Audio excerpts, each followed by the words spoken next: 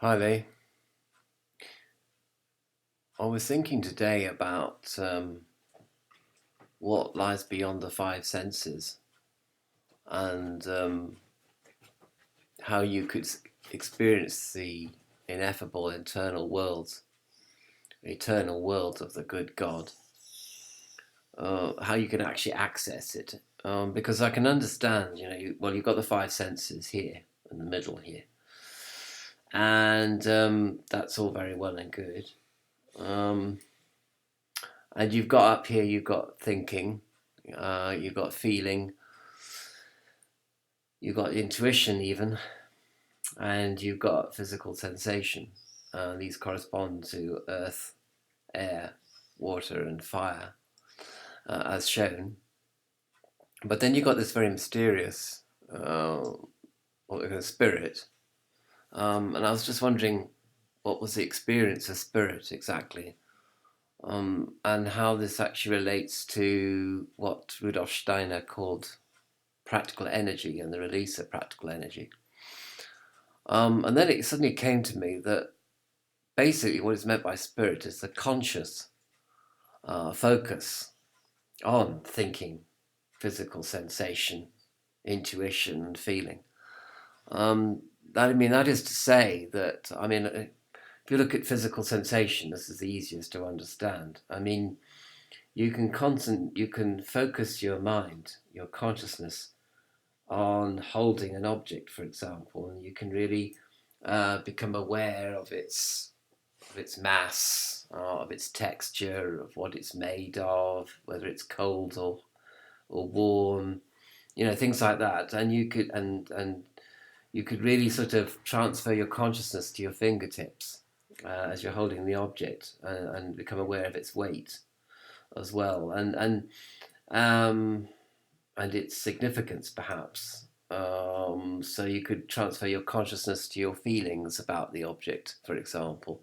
That would be really interesting. So you're kind of aware of your feelings. You don't just feel or touch, or smell or hear or see it. You become conscious.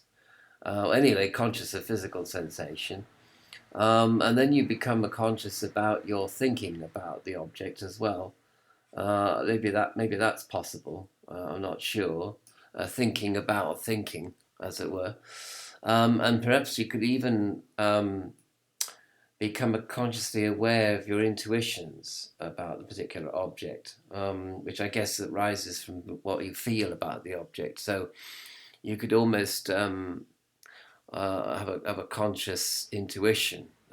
Difficult, that one, really, which is why a lot of people say that spirit and fire are similes, synonyms for each other, because intuition and consciousness could sort of, it's hard to kind of separate them, and it sounds a bit daft to be, conscious of your intuition. I mean, you can be conscious of physical sensations. You can transfer your think. You can be conscious of thinking, conscious of feeling. But how can you be conscious of intuition? That in itself is rather ethereal, kind of mental state, and not one which is recognized. Although I think animals have it, they have a lot of intuition about things, and they can read their owners' minds, and they can pick up the thoughts of owners, from about a mile away. And they can also tell when you're watching them in their sleep, and they suddenly wake up because they have this little thing in their brains which tells them they're being watched by somebody, and it'd be hard dreaming, and suddenly they come to like that, which perhaps we don't have very very well developed anymore. Um, and then what I was thinking about release of practical energy. Well, I was thinking that when what divides us from spirit, what divides us from this conscious focus on our physical sensation, for example. And I was thinking of the two things. One is our everyday stress, everyday concerns and worries about the future.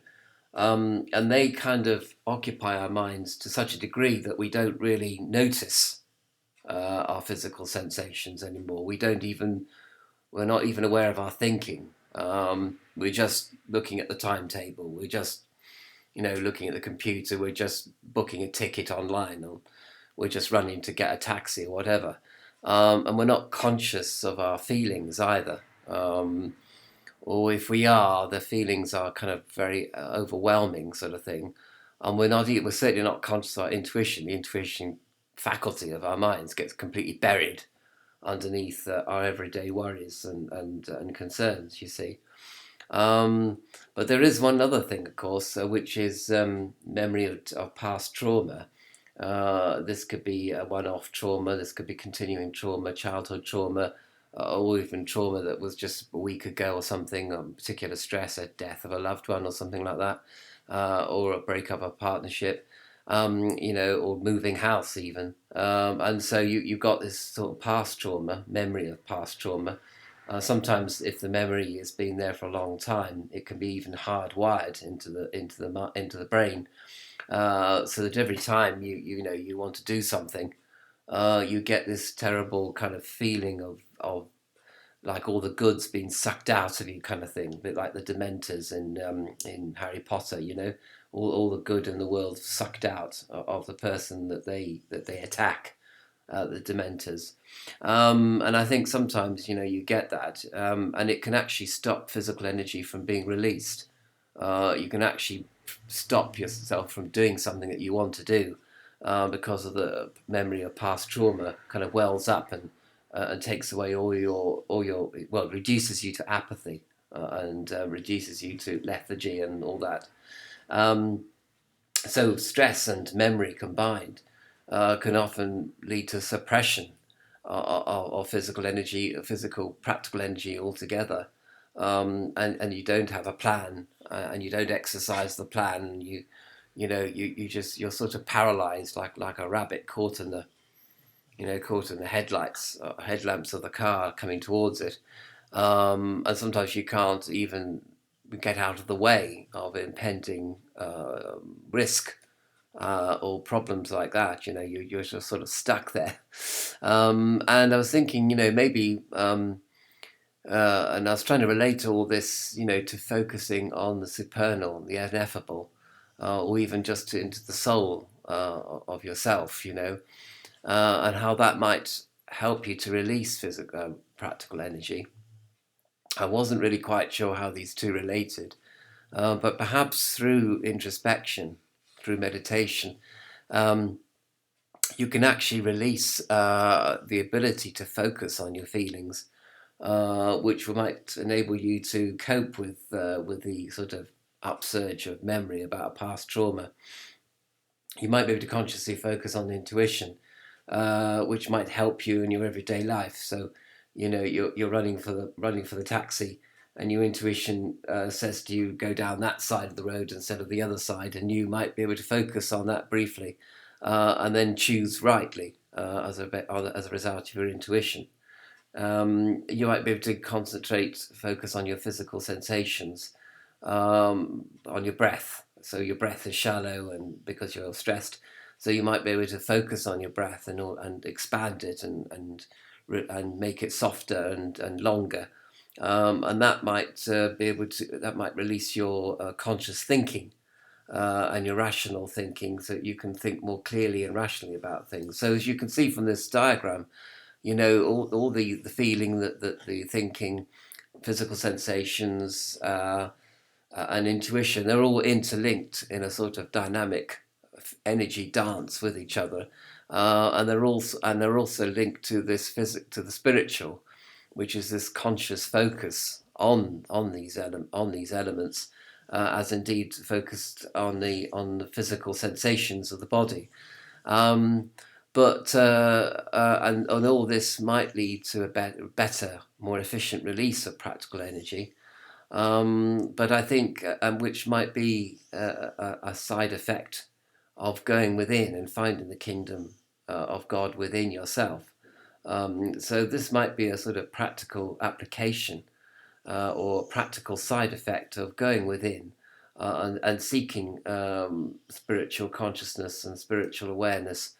It might be, might be a good idea to, this might be the reason, a lower world reason, given, I mean, admittedly, a lower world reason why you might want to do this, but it certainly is a side effect.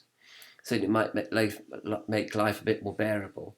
So you cope with everyday stress and you cope with the upsurge of memory of past trauma. Um, but I don't know. I mean, for my own part, I am on a sort of program of introspection, of looking at, exploring soul awareness at the moment. But I mean, I did want to do some music today and I just couldn't.